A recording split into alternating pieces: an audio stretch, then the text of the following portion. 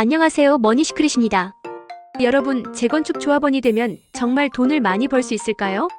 실제로 몇억 원씩 차익을 얻었다는 사례가 많죠. 하지만 정말 다 그렇게 되는 걸까요? 오늘은 재건축 조합원의 실제 수익 사례와 장단점을 속 시원하게 분석해 보겠습니다. 재건축 조합원이 되면 얼마나 벌까? 실제 사례 분석. 먼저 실제 사례부터 살펴볼까요? 사례 1. 신길 제2구역 재건축. 서울 신길동의 신길 제2구역 재건축 조합원들은 대박을 터뜨렸습니다.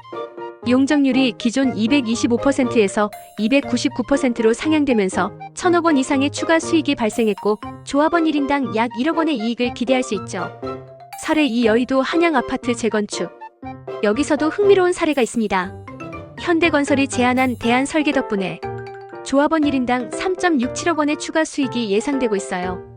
특히 지상층 상가를 지하화하고 확보된 용적률을 오피스텔로 활용하면서 가치가 급등했죠. 사례 3. 사당호 구역 재건축.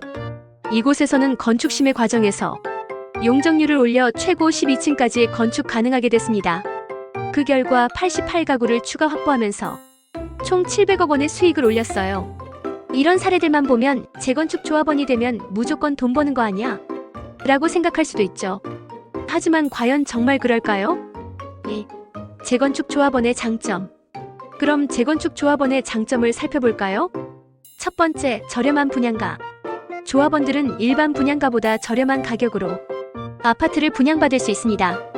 건설사의 이윤이나 금융비용 등이 빠지기 때문이죠. 두 번째, 우선 분양 혜택. 조합원들은 우선적으로 동호수를 선택할 수 있는 권한이 있습니다.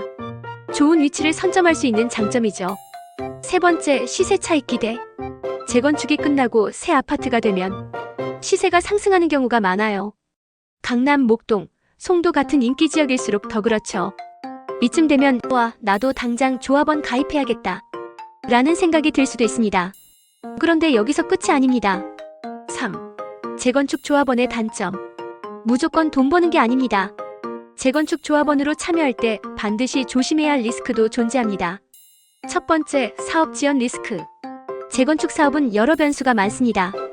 규제 변경, 행정 절차 지연, 조합 내부 갈등 등이 발생하면 예정된 일정보다 몇 년씩 지연될 수도 있어요. 두 번째, 추가 분담금 폭탄. 초기 예상보다 공사비가 오르면 조합원들에게 추가 분담금이 부과됩니다. 몇 천만 원에서 몇억 원까지도 나올 수 있어요. 예산을 잘못 계산하면 오히려 손해를 볼 수도 있습니다. 세 번째, 투자금이 묶일 가능성.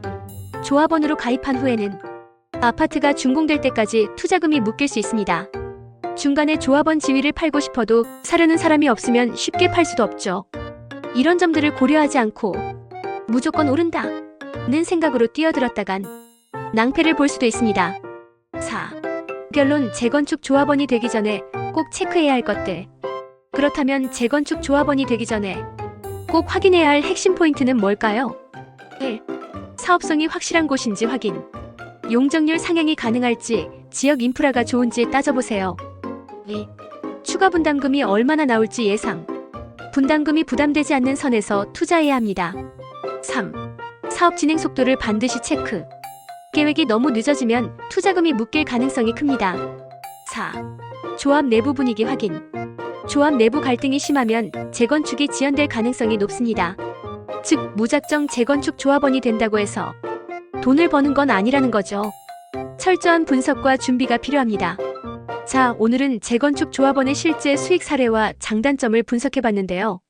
여러분은 재건축 조합원이 되는 것 어떻게 생각하시나요? 이건 기회다 라고 생각하시나요?